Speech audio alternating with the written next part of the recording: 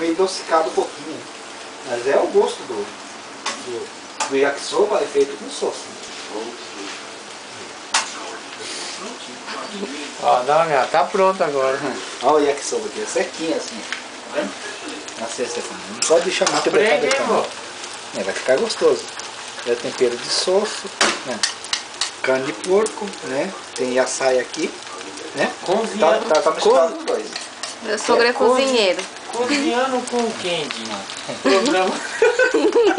Dona Maria Braga. Tá da hora. Ana Maria Braga, Mitai. Mostrar a roupa. Ori. Né? Aí já faz o catazuque, né? E aí tá pronto pra deliciar, como fala aqui. Ele lá. É só pegar o prato E a dieta já era, hein? já era. Olha. Né? Aí, Stefania, tá pronto o seu rango aí que você gosta. Espero que o tempero esteja bom, né? Porque, vamos fazer o gyoza, peraí. Vamos fazer o gyoza. O gyoza Agora. Vamos fazer o gyoza agora. Fala que me ama, mozinho. Eu amo você, mãe. Manda beijo pra mim.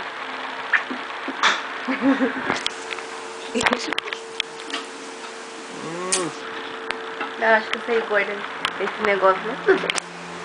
Né? Nossa, mão, não. Você tá concordando? Não sei o gordo dele. Ô, amor, vai lá ver se... Aqui é a casa do meu sogro. Não, aqui é a sala.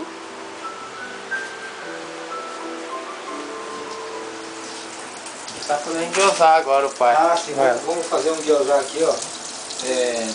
Tipo tempero, um pouquinho de gordura, tá, gente? Nada, pode deixar. Pode ser. Esse aqui é para nós fritar ele.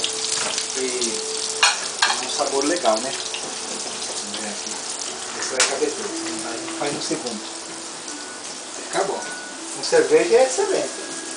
Né? Põe, dora ele. Isso. Depois é só põe a água, né? O rato da geladeira. Ele tá invadindo a geladeira só no dia, né? Esse meu filho não tem jeito, né? Que o daqui? E eu daqui? Ele não vai dirigir não, né? Na minha não. Vai dirigir Tá cai, né? Não tem ainda, né? Não tem tudo. Aí. Come tudo aqui, ó. Dá. Ele tá de mantã aqui, ó. Dá uma olhada aqui, ó. Né? Dá uma servida aí, ó. Não, vai esperar a gente. Vamos comer lá na sala também. Mostra sua barriga de tanquinho, amor.